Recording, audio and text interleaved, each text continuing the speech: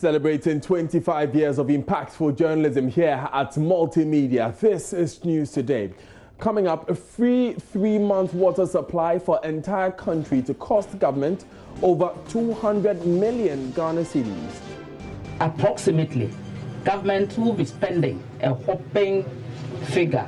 It could be more over 200 million Ghana. Meanwhile, we will check with some water retailers if they will adjust their rates to reflect this cushioning. An expert draws government attention to include stigmatization strategy into its COVID-19 communication plan as families of some patients face stigmatization. However, no one comes to our shop to come and buy anything. As a result of that, my father asked my grandmother to close the shop. Parliament reconvenes today after majority and minority MPs remain divided over whether today's recall is necessary. We have already been sacrificing. Remember, we sat on Saturday. Ordinarily, we don't sit on Saturdays and Mondays. So we've already made a lot of sacrifices. It is in order. We have to go and support the times we are in. In business, Bogata Central Market to reopen on Thursday after traders agreed to run shift system. Stay with us for details.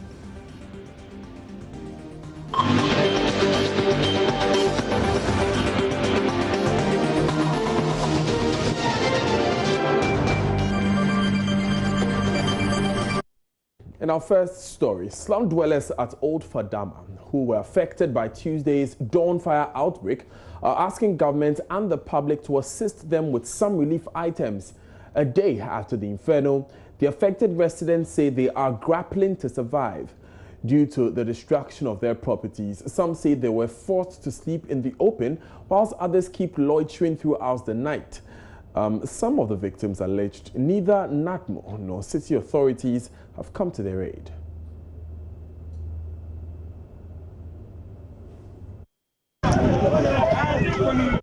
Have you had something to eat this morning? They have water? I never get anything. Has government officials come, AMA, NATMO, have they come to you people? Right now, Ibrahim Nakama, this is everybody. Right now, okay.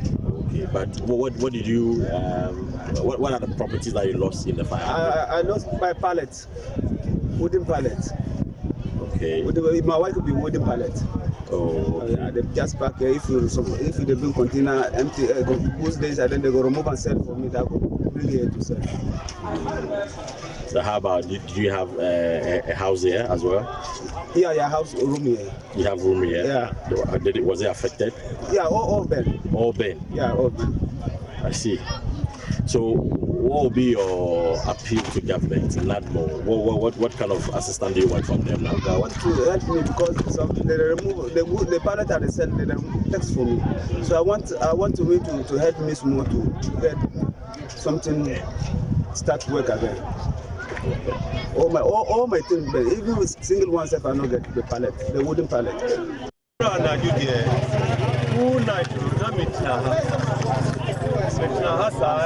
10 to 11. My baby and we compare box. And I'm called die chile. I never now baby. I made that. I die at the chile and require sorry. And I'm making them say. It's a property shop. The shop in Nash. Medano soon I will chile.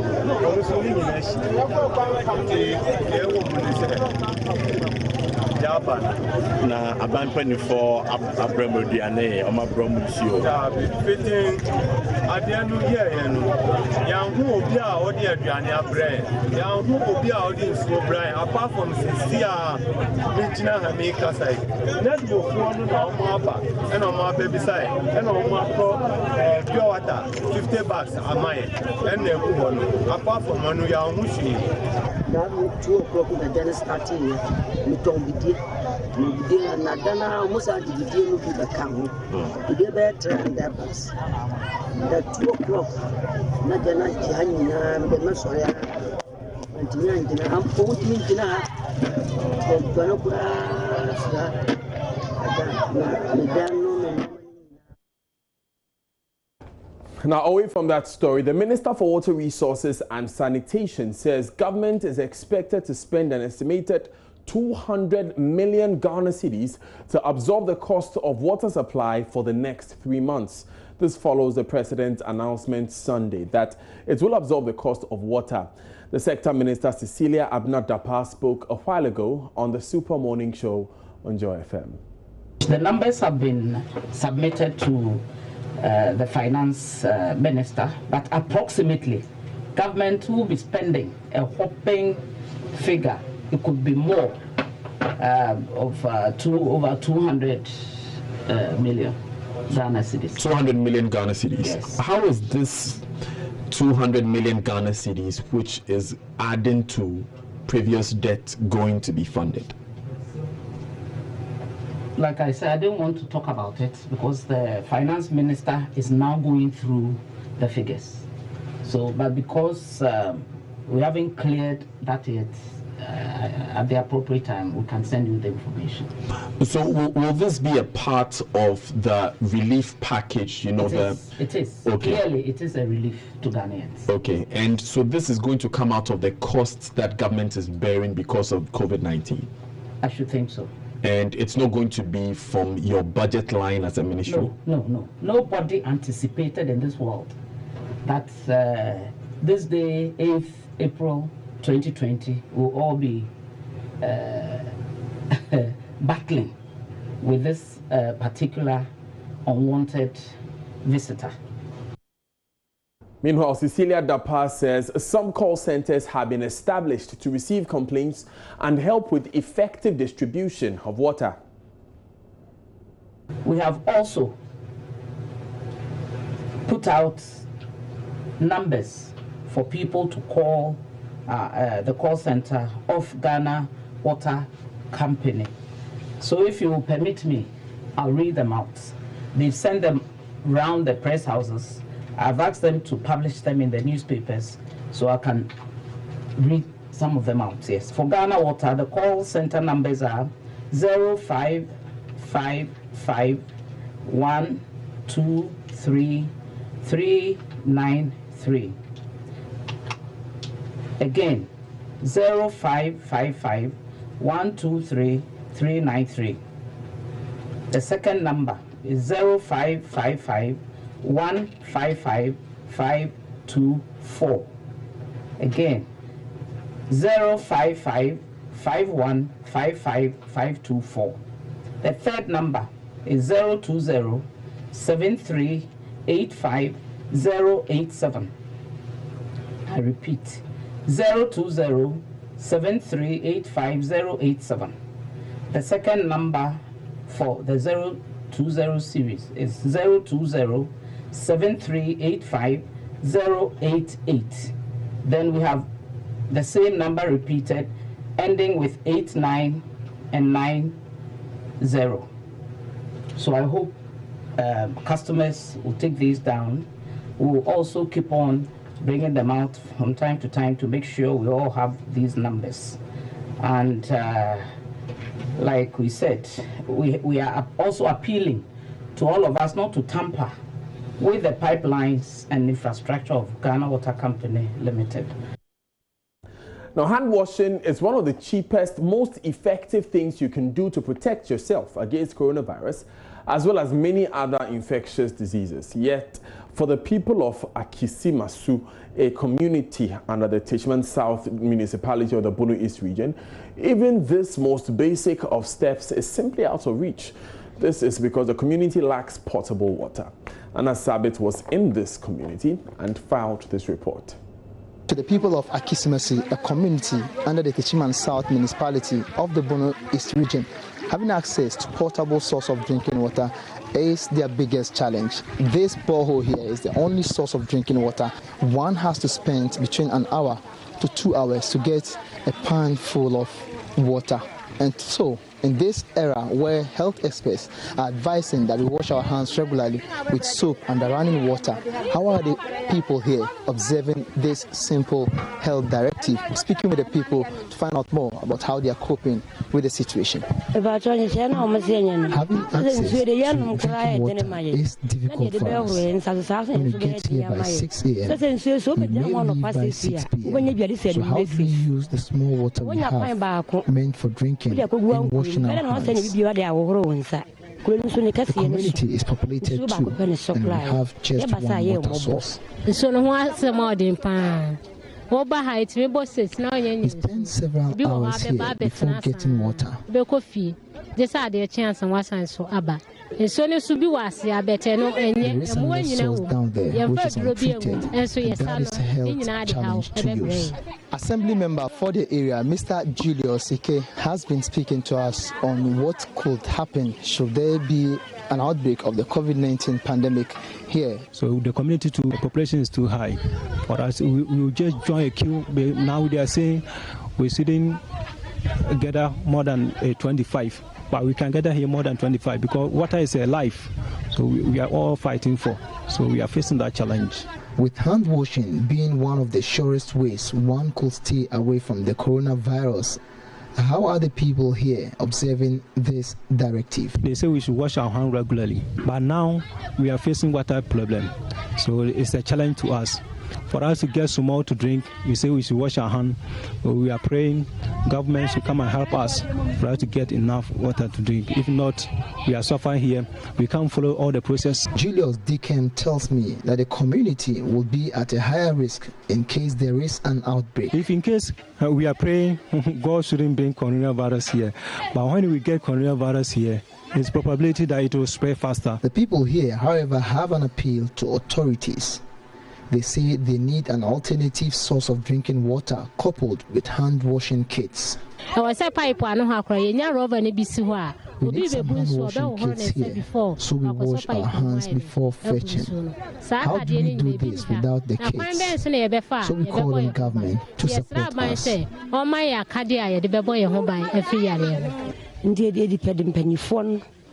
If government comes to our aid, we will be able to observe the directives. From Akismasu here in the Techiman South municipality of the Bono East region, I am Anas Sabit for Joy News. The Finance Minister Ken Ofori-Atta is expected in Parliament this afternoon as the House holds an emergency sitting to approve measures to mitigate the impact of COVID-19 on the economy. The President's decision to appoint a new Deputy Minister for Health will also be officially communicated to the House. Joseph Opoku-Gakpo joins us live. Joe, has the sitting begun? Not yet. We are waiting for the sitting to begin. The Speaker in the notice indicated that sitting was expected to begin at 10 o'clock, but it's well past midday and the sitting hasn't begun yet. Well, let's see if we can get some answers. James Savaji is Deputy Minority Leader. He's not on the majority side, but he's part of leadership and should possibly have answers on how come things are virtually delaying now. How come are we still here and the sitting hasn't begun yet? Do you know? Well, thank you very much. Parliament will work with the items that are stated on the order paper. And this being another first day of meeting, the business committee have to meet and program the agenda for the day. So which we did. Probably that is causing the delay in sitting. So it's past 12 o'clock, but definitely the House will begin to sit. We definitely have only one item on the order paper per what we have discussed at the business committee, which is the Minister of Finance requesting for approval by Parliament to spend money from the contingency fund in order to take care of the COVID-19 issues. So basically, we don't expect to spend more than a day, according to the business statement that we have prepared today. We don't expect to spend more than 1 day because we expect that the Minister of Finance come to make a request. That request will refer to the Finance Committee. The committee will bring a report, the House will adopt the report, and that will be the end. So we might run late into the evening, but we don't expect to spend another day apart from today. What of the appointment of a new deputy health minister? And we also gathering information that this sitting may well run into tomorrow, and as well indications that the tax reliefs as announced by the president is something that the House would have to deal with today and tomorrow. Well, the tax relief issue are definitely going to be part of the request that the Minister of Finance is making. So that will be covered in the Finance Committee report.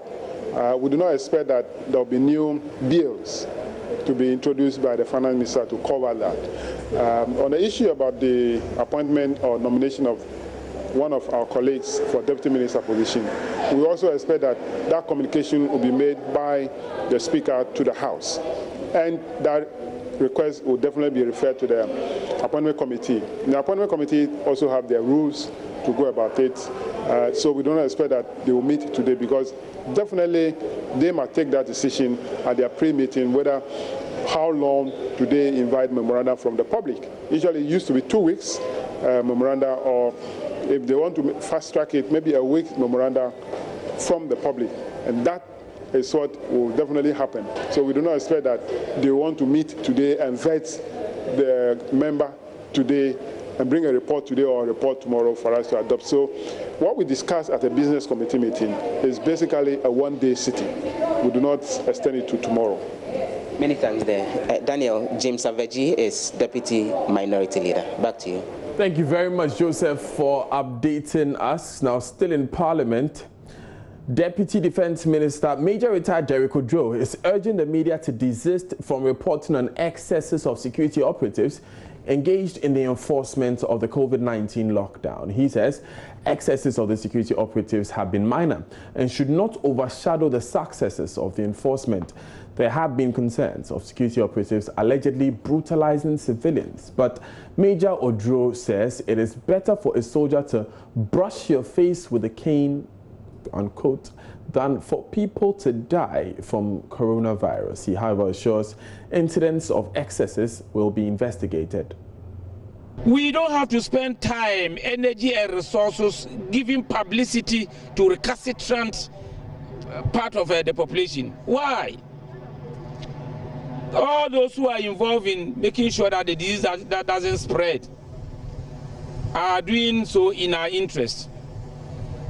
We are all saying that it's humanitarian exercise, humanitarian operation. We know that we're supposed to arrest people, put them before court, try them, and punish them.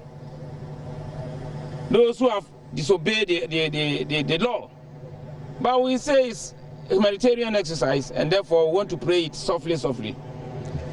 A lot of the video clips that you saw and we are seeing on the social media, a lot of them are fake. Some are okay, they are real. Maybe the soldier brushing the eyes of a recalcitrant person with some cane. Should that be accepted? Should that be accepted under any circumstance, even if it's just a brush? I think it's better than to be infected with a disease and you going around to infect others, and then the whole number of people will die. If somebody prevents you from moving, if you don't have any business, let's condemn those who are doing that. Don't let us praise them. Don't let us praise them. Give publicity to them that it is not written anywhere that they should treat them that way. No, we are not saying that. We don't like. That's why we are investigating them. If they are found to have performed wrongly, we will deal with them. We will not forgive them. We are not happy. It is all over the place. Military, no brutalizing people. No, that is not the issue. About 99% of the operation that we are conducting are successful. Very few minor excesses that we are encountering. That shouldn't take our minds from the good work that you media you are doing. You are educating the people. You are making it possible for people not to contract the disease. Don't waste your time, dwell on what is happening now, and talk about military beating them, military doing all these things. I've already said that a lot of them are fake. Some of the pictures you are seeing are from Cameroon Armed Forces. They are doing this thing. Some of them, Burkina Faso. Some of them, about 2 months, 3 months ago, was it 2 months? somebody I think 2013 operation that soldiers went, they were relaxing somewhere. Somebody went and filmed that one, and then he's put voice on it and saying that, oh, that is what they are coming to do.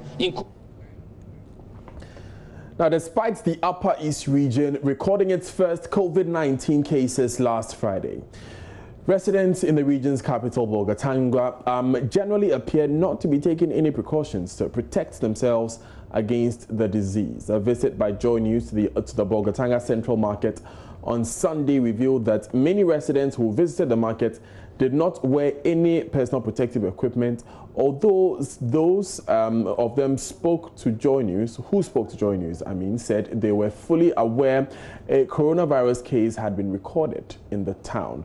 Joy News' Upper East correspondent Albert Sori has more from the Bogata Central Market. It is exactly 2 days after the first COVID-19 case was recorded here in Bogata, and it is a Sunday. Today is a market day, and you would see that a lot of people are trooping in and out of the Bogata Central Market. This road is the one that leads into the market. Today, we are here to speak to people who are coming to the market to try and find out from them how they are taking the news of a coronavirus case being recorded in this region, and to find out from them whether they are taking any protective measures to keep themselves safe. Hey, Master, the atmosphere is not easy. We are panicking, seriously, because right now we don't know what we are facing towards in Bolga here. Because there is a lot of people that doesn't understand the meaning of COVID-19. Oh, we are panicked. In fact, we are afraid. When me even coming out, I didn't want to come out in the first place. I didn't want to come. I said now that we have recorded, then we are all at risk. So I'm still, as I'm here, I'm still panicking. We need to improve upon certain things. I went to the market this morning. I realized that most people are still sitting without nose masks, which it is one of the measures to prevent this disease. But what I can say is that at least leaders and then other civil societies need to take measures to go inside the market and still give more education to most of our market women. So we see that a lot of people are still not taking this too seriously. Many people are coming into the market without nose masks.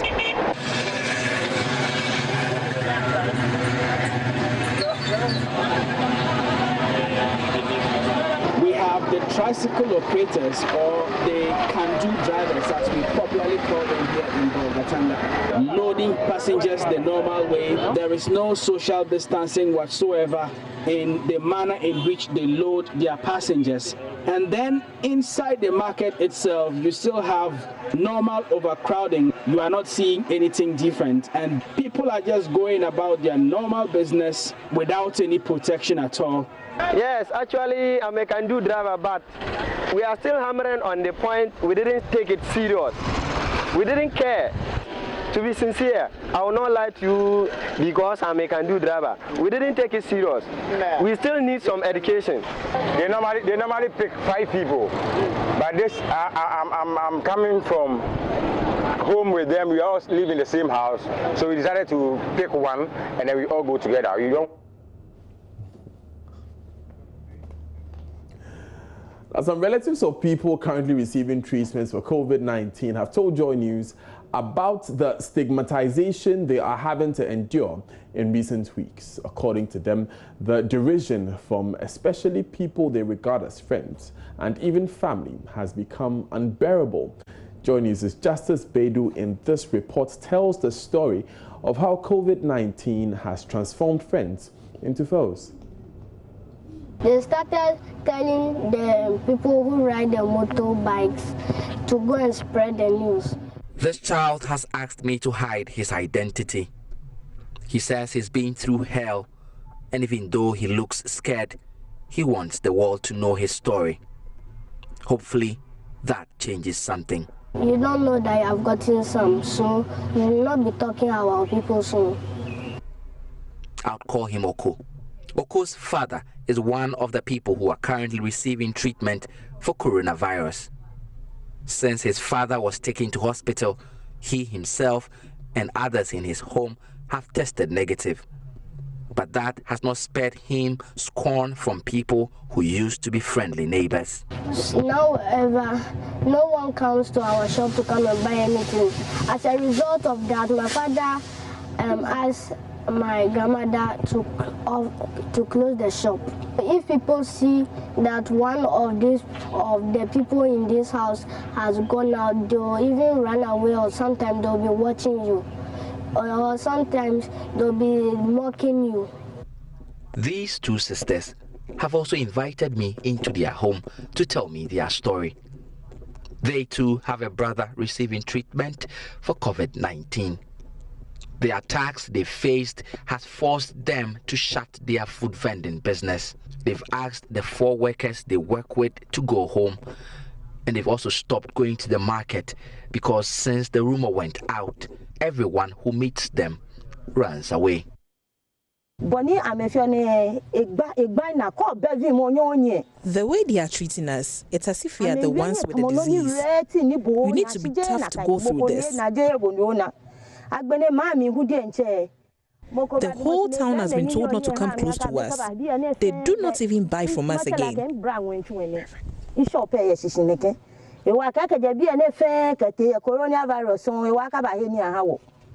I've lost most of my friends because of this problem, and I don't know what is coming ahead.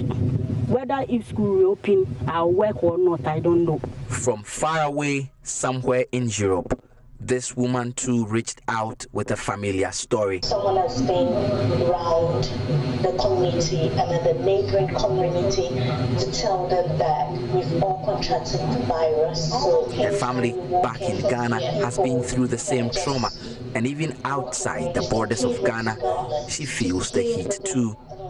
Over Skype, she had a message. Our plea with our government, they should also focus informing the general public about stigma, because the disease or the virus might not kill the person, but the stigma might. This week will be a critical one in Ghana's fight against coronavirus, according to the government. But it seems there's a disease that is even more critical that the country is yet to pay attention to: stigma. Justice Beidou, Joy News, Accra. Meanwhile, a senior lecturer and a social psychologist at the University of Ghana is calling on governments to include specific direction on stigmatization in the National Communication Plan of COVID-19. Speaking on News Desk, Dr. Riafia Kenten-Brenya said it is key to let the public understand that people infected with coronavirus did not bring it upon themselves. Sometimes people think that you have brought it on yourself based on certain unacceptable or deviant behavior you have engaged. Fortunately for us, in this context, it is not like HIV/AIDS, and even that is not only people we perceive to be just running around, in quotes, because there are other factors. So coming back to this, fortunately, as I said, it is not a disease or illness that you bring it to yourself because you have engaged in certain behavior that is society perceived as negative, is illegal, unacceptable. So that is the first point for the communicators to hold on, that it is not the fault of someone, what sometimes we refer to in psychology as a just world hypothesis. People think that people get what happened to them, they deserve it. But this is not that point.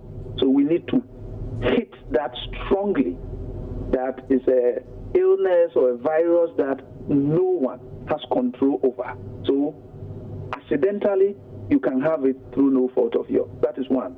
Then two, to also hit the point that every other person is at risk. So while you are pointing your finger at someone, counting that person, running away from that person. What if you get it? Will you be happy if people do that to you? Then the third point will be that we now know what we can do to at least stay away. And that's the more reason why we should go by what the ministry have told us. Regular washing of hands with soap, running water, use of sanitizers, social distance. In other words, don't get to where they are grouped, they are crowd and all that. And even if it becomes very necessary to be there, make sure you keep the physical distance away from the people around you. Coming up in business, Kumasi Central Market to reopen on Thursday after traders agreed to run shift system. That's up next. Stay with us.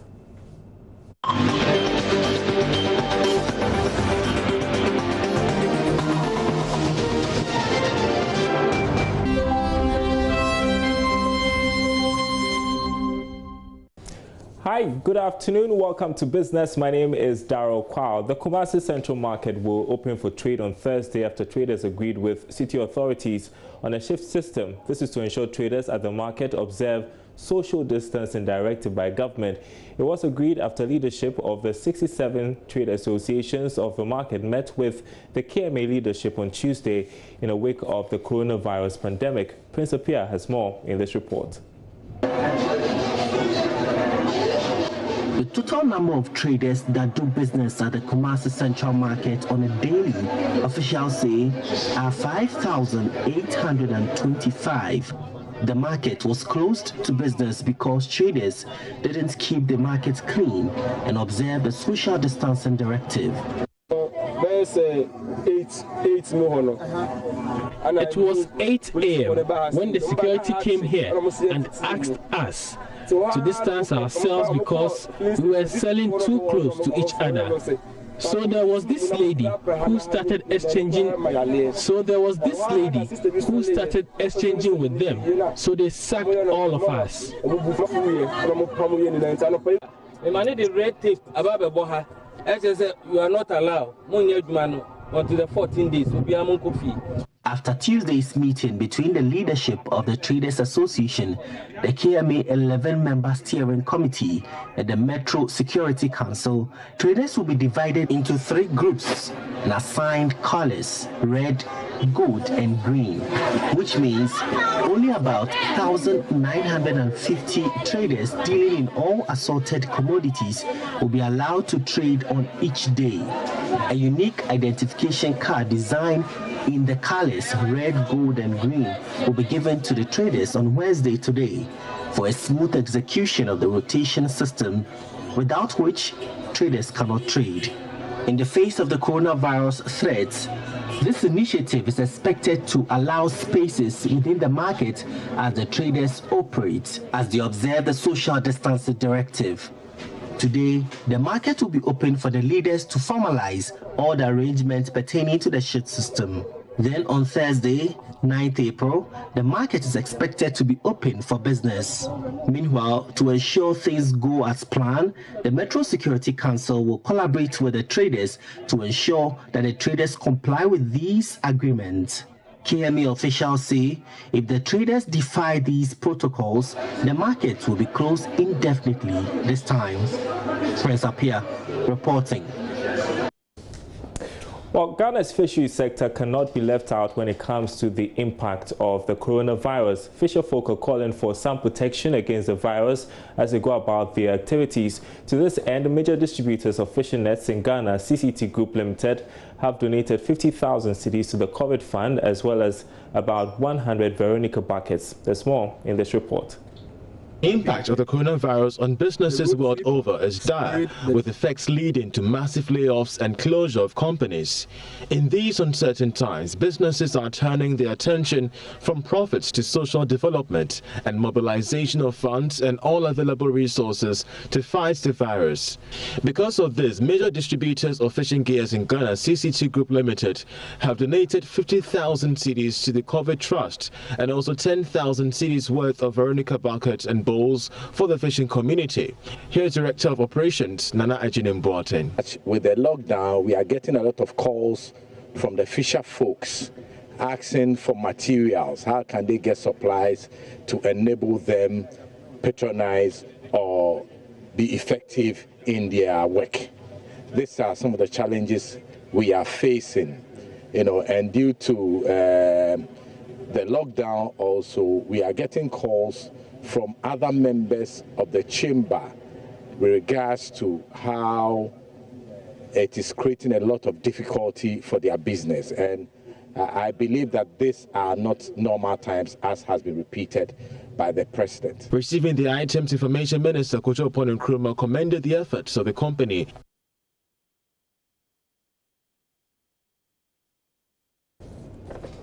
And also given to support the fight against coronavirus is Aquafresh. The beverage manufacturing firm has provided 100 cartons of food drinks to the 37 military hospital as well as the Ridge Hospital. Let's hear from the administrator of the company, Mavis Akonobia. Well, we decided to contribute because we have seen and appreciate what our staff, medical staff, are doing to help tackle this COVID-19. And we have decided to contribute some of our products to help them and also to let them know that they are not alone. We want to motivate them in their duties. We are contributing 100 cartons of products like Frutally, Calipo, and the others. So our products are full of vitamins, and at this moment, all everybody needs right now is to boost their immune system, and our product is a good one to help. Yeah, we believe in corporate social responsibility. That's the reason why we are doing this. That's why we entreat all companies, all individuals, whoever can also contribute to come in and help our medical staff. We also entreat all Ghanaians to follow up protocols being laid down by our professionals. Follow up protocols, it is important. We have more business news updates at 1 o'clock on the Marketplace. Sports is up next. Hello, good afternoon and welcome to the sports segment with me, Oreko Ampofo. And we start off from the Ghana Premier League, where Accra Great Olympics, who currently sit 9th after 15 games of the Ghana Premier League, have asked 13 of their players to leave the club for non-performance. There's more on this report by Haruna Mubarak. According to our checks, the move is to augment the squad with dedicated players before the season resumes. Skipper Emmanuel Clotte is among the players to have had their contracts terminated. His involvement in the Kotoko Esperance impasse necessitated the club's decision to part company with him. Other players affected are Godfred Saka, Oleenu Ashite, Emmanuel Amate, who is the brother of Black Stars and Leicester City defender Daniel Amate, and goalkeeper Enes Sowa. The massive clearout was expected following recent comments by coach Arno Walker on how he is looking for dedicated players to turn things around for his side. Now, Great Olympics have until April 13th to sign new players as the transfer window would be closing. Then elsewhere, the summer transfer window in Europe has been moved and contracts ending on June 30th would be extended for a short period under proposals agreed by all football stakeholders. There's more in this report. That wraps it up for the sports here. I'll be coming up with more sports stories at 2 p.m. on Sports Today. But in the meantime, you can get some more sports stories on my join online /sports. My name is Oreko Ampofo.